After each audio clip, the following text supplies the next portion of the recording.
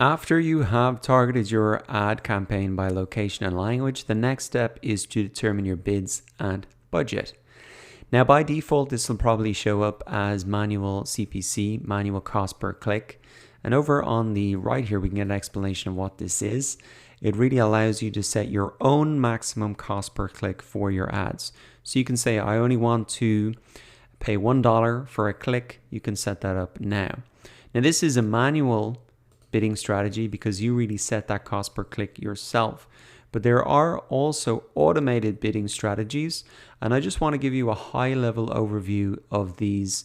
But ultimately, for this example and for your first campaign, I'd recommend you do manual CPC so you can just really keep the costs low and not let things kind of go out of control.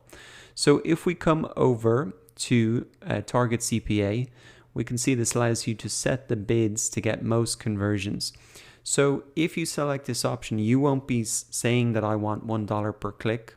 You will be saying I want to really increase my bids as much as possible to get a cost per acquisition. So if we click into that, in order to really, for AdWords to determine that cost per acquisition, they need to be measuring how many ads are resulting in acquisitions. And so to do that, you need to set up conversion tracking.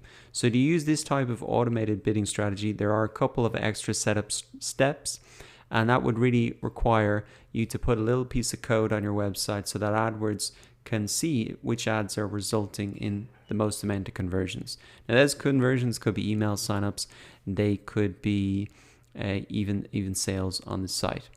So I won't go into all the details, but I just want to briefly run through these other automated bidding strategies so you have an understanding of what they are. Now, target ROAS, target return on ad spend. So this is a slightly different metric. You're not trying to get that cost per acquisition. You're really trying to get a target return on ad spend. And once again, you would have to set up conversion tracking to really get that done. Next up, we have maximum clicks. So if you just want to get the maximum amount of clicks on your website, well then this is the option that you would select. Next up, we have maximum conversions. So once again, it's just getting the maximum amount of conversions, not even for a targeted cost per acquisition, but just the maximum again. That would require conversion tracking. Moving on down, we have target search page location. So this is, say, for example, if you wanted to appear in a certain position on the search results, then they will automatically bid as much as they need. AdWords will automatically bid as much as they need to get, say, to the first spot. So you can imagine that that can get pretty expensive. So you want to be careful if you're selecting that strategy. Now, target outranking share, quite similar, but it's not that you're just getting to say the top spot, it's that you could be outranking a competitor. So for example, if I wanted to always be outranking Udacity, well then I could select this option and really put in the domain that I want to outrank, and then I'll always be outranking them.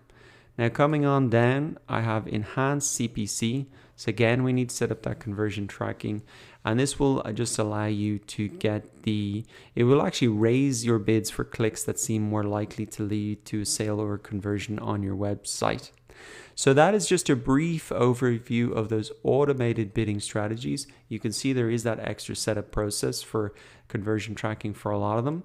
And the dangerous thing, I think, if you're a beginner, is that you will be handing over the bid to Google AdWords for them to determine.